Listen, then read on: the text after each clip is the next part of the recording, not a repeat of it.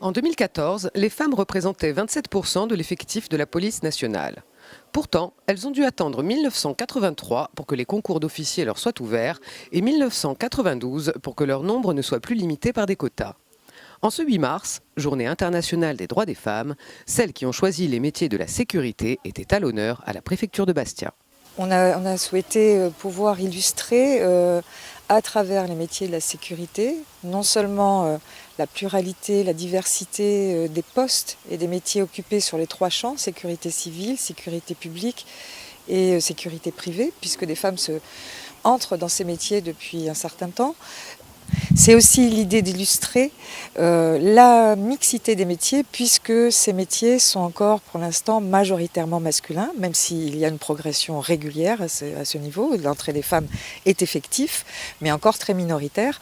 Donc c'était l'occasion de montrer, parce que l'exemple est très important pour les jeunes filles qui veulent se destiner à tel ou tel métier. S'il est incarné par une femme, c'est quand même quelque chose de beaucoup plus explicite.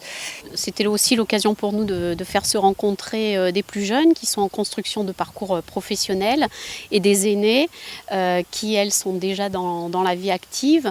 C'était aussi l'idée donc de créer un réseau et peut-être de lever un certain nombre d'inhibitions de la part des jeunes filles d'aller vers certains métiers. Une filière parcours professionnel des métiers de la sécurité a été installée au mois de septembre dernier au sein du lycée Jean Nigoli. Pour un bac professionnel, métier de la sécurité, un certain nombre de jeunes filles s'y sont inscrites et nous en avons une donc, qui s'appelle Inès et qui est même très déterminée quant à son avenir professionnel parce qu'elle sait déjà ce qu'elle veut faire plus tard. Je m'appelle Inès Bucher, j'ai 15 ans, je suis au lycée Jean Nigoli à Bastia en filière de la sécurité. J'ai toujours voulu être marin-pompier. J'ai choisi cette filière aussi parce que ça me plaît. C'est toujours des métiers que j'ai voulu apprendre, découvrir. Et c'est l'occasion rêvée d'apprendre et de mieux approfondir une vocation. Ça ne me fait pas peur d'être une fille. Il faut s'affirmer en tant que femme. Mes parents sont très contents. Oui, ils sont fiers. Ils me soutiennent. Donc c'est ça le principal. J'aimerais partir. Faire d'abord un DUT ici à Corté et partir après à Marseille pour passer le concours directement.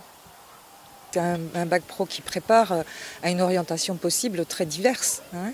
Elle, en tous les cas, comme le disait Madame Guénaud, elle sait très précisément ce qu'elle veut faire.